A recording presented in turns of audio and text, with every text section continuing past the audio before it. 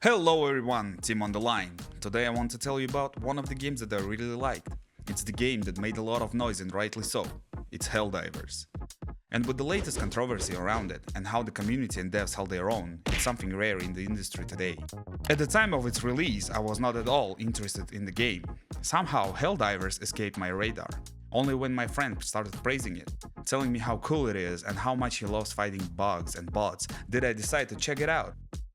I came into the game with the presumption of some competitive Fortnite Battlefield mixed with real people and maybe some bots from each side. I'm happy to admit, I was wrong. With the introduction done, let me tell you more about the game's lore. The game is set in a pretty far future, where humanity is conquering the galaxy. In this dark version of future, humans fight Terminids for their element E710, or oil, and automatons. Before that, in the original game, they had eliminated the Illuminate and cyborg factions of humans that went mad with cybernetic implants and used the last ones as a mining force. Sounds like a true democracy, huh? Helldivers 2 is a live game that doesn't take itself too seriously, with big updates every month or so. I have to say that it has changed a lot since release, with many additions of cosmetics and weaponry, some maps and other stuff. More on that later in the video. Spoiler, they did it well, but with a caveat. For some time now, I wanted to play a shooter with a solid campaign, something good like the old Call of Duty, with an easy to digest story and nice shooting mechanics. Helldivers did exactly that for me.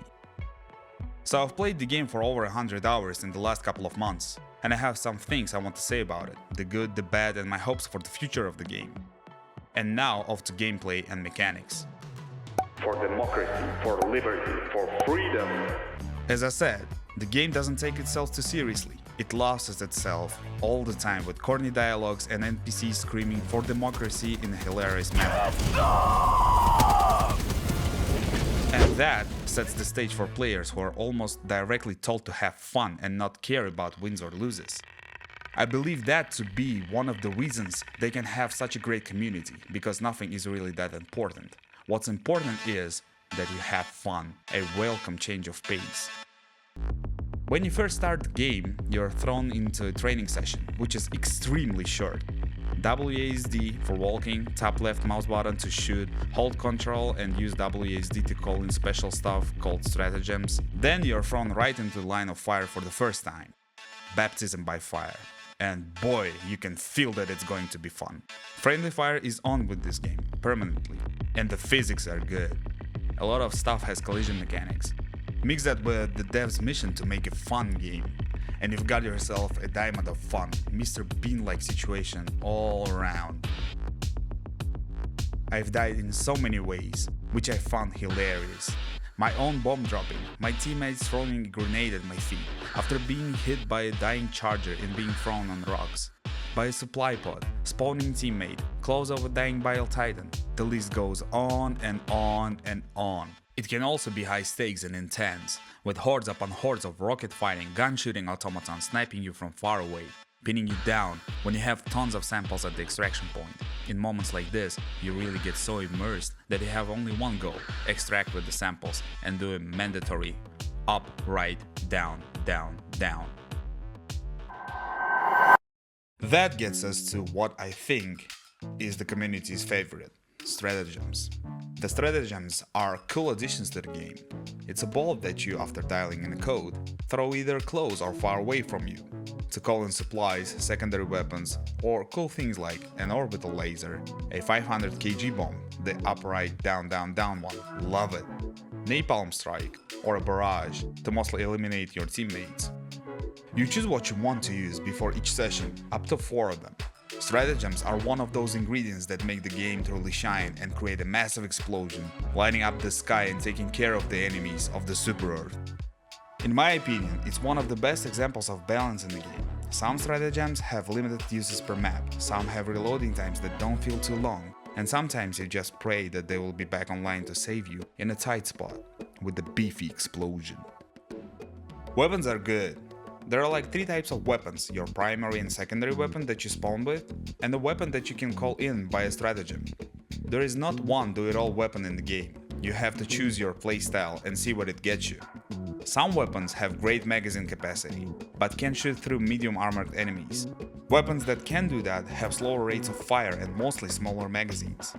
And heavy weapons that you have to call in separately can deal with heavy armor, with several types of rocket launchers.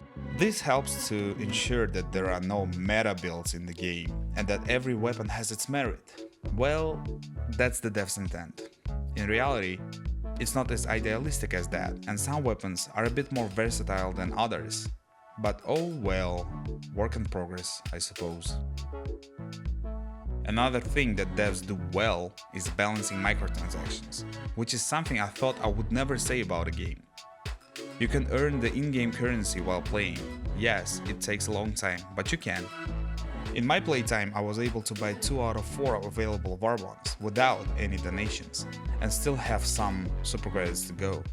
The war bonds do not disappear and are always available, so if you want a weapon that you've seen another player use, you can save up or buy the currency and have the exact same one, and I was very pleased with that. While I understand people who say it's robbery to pay full price for the game and not have access to all it offers for that price. I think that, at least now, devs do a good job of keeping the game fresh, which means they have to pay salaries, have an office and other stuff. The work is ongoing on issues and new content. I think it's at least understandable, but not commendable. The game has an AI, which is sort of a game master that oversees each game you play. I think it works similarly to what we've seen in Left 4 Dead 2, where it checks your state and makes changes in the number of enemies spawning to give you a range of emotions, time to breathe out, and to brace yourself or go all in. And I believe everything above is what makes you want to play again and again. Each dive is different, each dive is a new adventure. Honestly, it's a great example of a live game. Now it's time to talk about Helldivers community. I love the community. It's funny, people are great, mostly, and with the controversy around the PSN, I think it showed everyone how good Helldivers are at working towards a shared objective. This is truly one of the best online communities out there. Very supportive, 9 people out of 10 you will randomly encounter are great people having fun. The Reddit page is fun, with clips of other Helldivers dying under unimaginable circumstances, creative ways of getting rid of enemies, and general jokes. I've had so many cool people from all around the world having fun, completing missions and having a laugh for hours on end. I tip my hat to the devs for this. I have one example of a game bug where, after collecting almost every sample on the map, we couldn't evacuate due to the pelican being stuck in textures. And that was the hardest laugh we had collectively in game. No negativity, no toxicity, only pure joy, even though in many other games it would cause players to rage quit. But not Helldivers.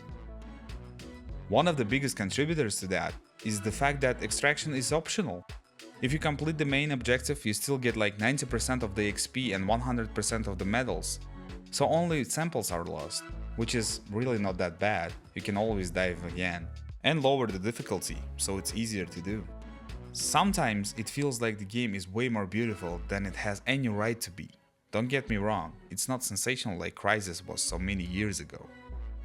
It's more about colors, environment, explosions and terrain.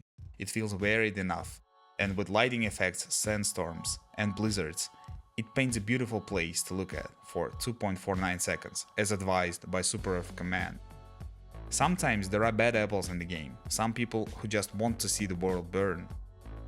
You have to work really hard to collect all the necessary samples to get upgrades for some of the stratagems, making them reload like 10% faster, and then they put like minus 50% to call or reload stratagems for some reason. Or the devs telling you to really use all of the stratagems, as they're the Helldivers' best friend, and then they take one out. I mean, like, what? Why? I believe there is a better way to handle this. For example, tell you that some areas are more dangerous because harder enemy types spawn there, or there are in general more enemies on the map, and give us all of the stratagems we already had and worked so hard to improve. Or that you can clear out some place when you're on the map to get rid of the negative stats that way. So many options to do this right. And also I think the SOS doesn't work sometimes or doesn't work correctly. and you have to complete the mission alone or with one other guy, which is hard. Another bad one is that if you encounter a game crashing bug, there is no way to get back into the game you are in. The only possibility to join is if you have a friend in that squad, which I think is pretty rare with most of the player base. All of those things can be negated one way or another, and I hope they will work on that. So here are my overall thoughts about the game. I think it's great even with the problems I have noted. It's a great stress reliever. The game really shines with friends, or if you encounter some really good guys at random. It makes it infinitely more fun. I hope that the devs will continue letting us making money in-game, which is crucial for me and many other people as well. Helldivers 2 is a game that doesn't take itself too seriously, which is refreshing. The community is great, the gameplay is fun and intense, and even though there are some issues, Arrowhead seems committed to making the game better. If you are looking for a game to dive into, pun intended, with friends or meet new ones, Helldivers is definitely worth a try. You won't regret it. And now for a caveat.